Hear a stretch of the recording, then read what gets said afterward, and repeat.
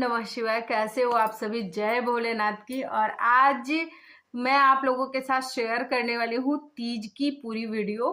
तो तीज में कैसे तैयारी करते हैं और कैसे पूजा करें, कैसे ज़्यादा से ज़्यादा लाभ ले सके उसका। तो सबसे पहले मैं बता दूं कि जब भी आप व्रत रखो तो व्रत रखने के पहले क्या करो कि बहुत हल्का सा खाना खाना है।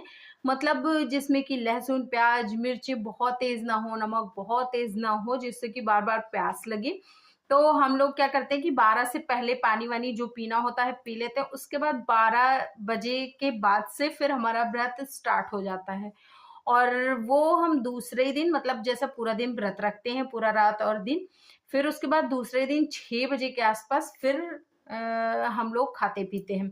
तो भूख न लगे उसके लिए क्या होता है कि जैसे अभी रिसेंट हम लोग क्या करने लगे हैं कि जैसे चाय की वजह से सर दर्द एंड ऑल, तो फिर इसके लिए हम लोग रात में सर दर्द की दवा लेके सोते हैं और एक गैस की दवा लेके सोते हैं कि गैस की दिक्कत ना हो, सर दर्द ना हो, ऐसा कुछ प्रॉब्लम ना हो।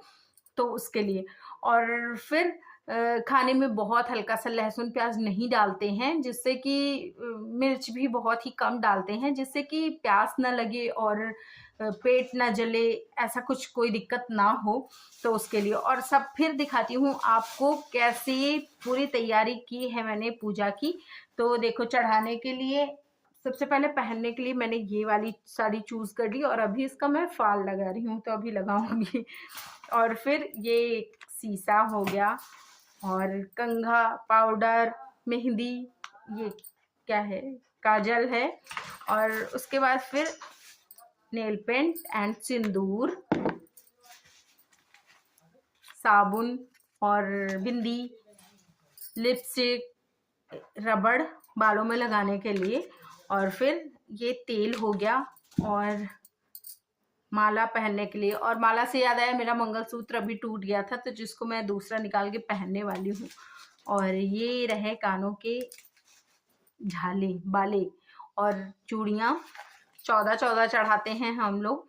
और ये रहा ये उसके आलता। तो उसके बाद क्या है कि बाकी सारी चीजें, मतलब जैसे आपको सोना चढ़ाना हो, चांदी चढ़ाना हो, तो वो भी आप चढ़ा सकते हो।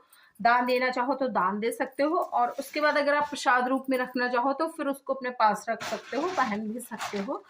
तो और ये वाली साड़ी मैंने सोचा है कि मैं इसको चढ़ा दूंगी और चढ़ाने के बाद फिर मैं इसको खुद ही यूज कर लूंगी, क्योंकि ये मुझे मेरे घर में मिली थी, मतलब घर में इन द सेंस मायके में।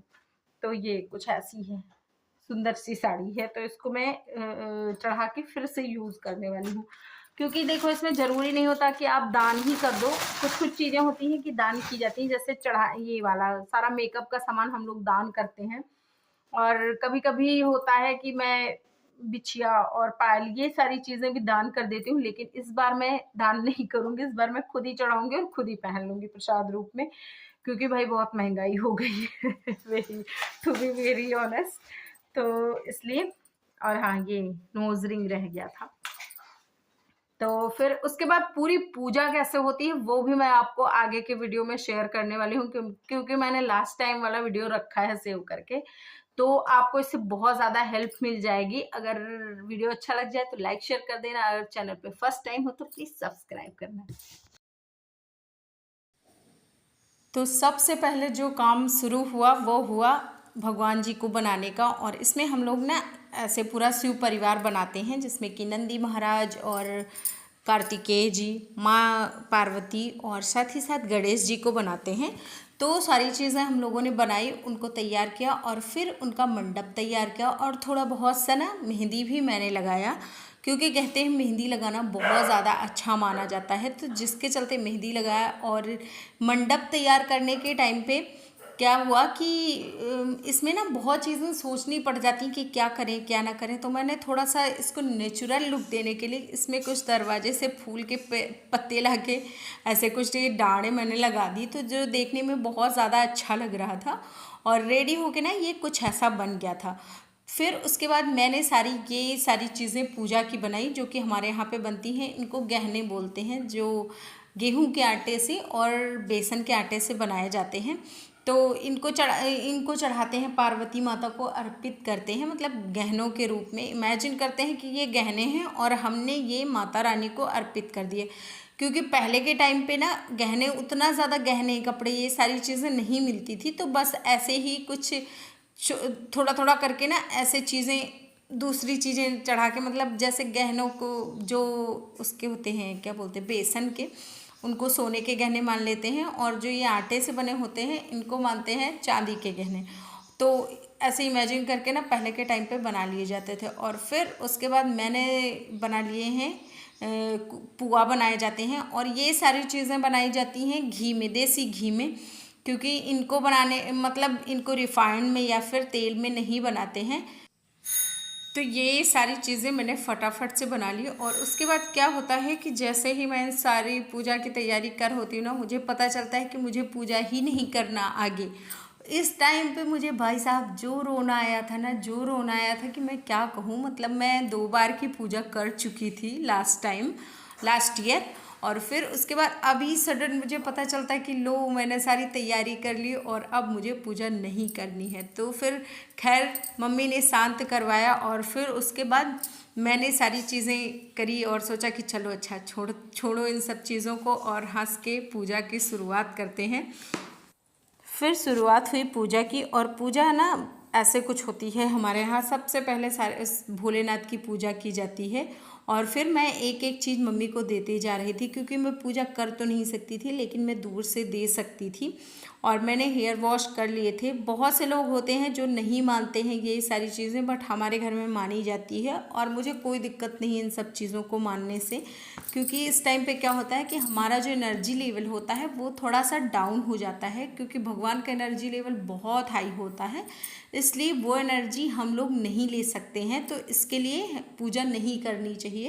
बाकी वैसा कोई दिक्कत नहीं है। और जो खाना नहीं बनानी, ये सारी चीज़ें शुरुआत हुई थी ना, तो उसका मुझे क्या लगता है कि ये मानना होगा कि जैसे साल भर, मतलब पूरे महीने भर हम लोग बनाते हैं, तो 3-4 दिन के लिए रेस्ट कर लो, वो होगा आई थिंक। और मुझे तो ठीक भी लगता है। तो मैंने फिर लास्ट ईयर भी मैंने बिछिए और पायल, ये सारी चीज़ें चढ़ाई थी, मम्मी ने भी चढ़ाई थी, और फिर उनको मैंने निशा को दे दिया था भाई दूज पे। तो ऐसे कुछ थोड़ा सा इधर उधर करके ना मैनेज कर लेते हैं। और ये सारी चीज़ें चढ़ाने के बाद, जो मैंने चढ़ाई, जो मम्मी ने चढ़ाई, वो सब चढ़ाने के बाद फिर यहाँ पे हमारी पूजा संपन्न होती है, और 5 फल चढ़ाए जाते हैं। तो सबके यहाँ का अपना अपना पूजा करने का तरीका होता है। आपका क्या है, आप मुझे बताओ कमेंट सेक्शन।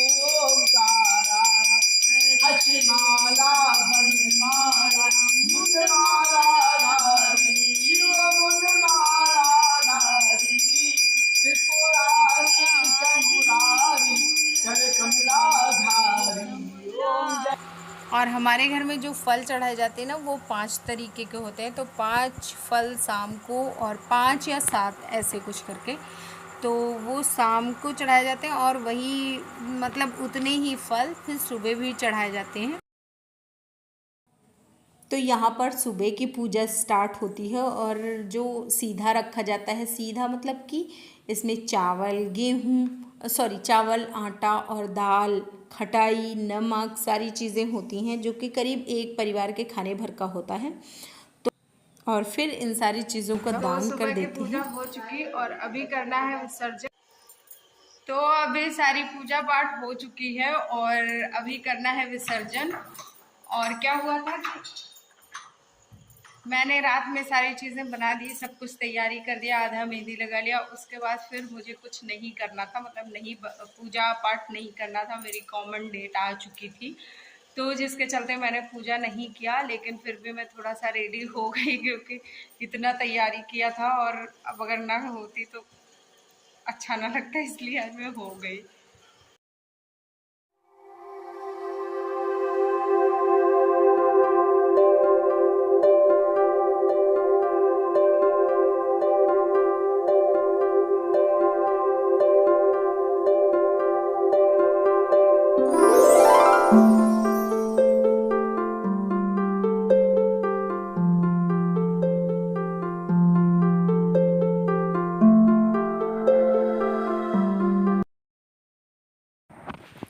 तो अभी सारी चीज़ें उतारने के बाद फिर आ गए हैं यहाँ पे हम लोग विसर्जित करने के लिए।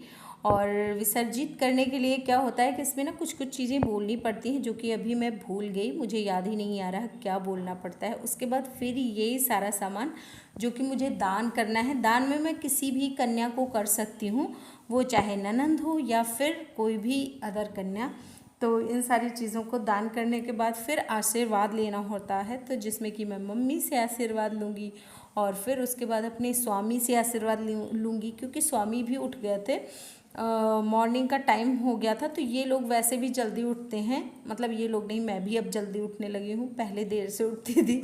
तो सारा पूजा पाठ करने के बाद फिर शरबत से स्टार्टिंग किया, शरबत से व्रत खोला और फिर इसको खाएंगे। वीडियो अच्छा लगे तो लाइक शेयर करना। जय भोलेनाथ।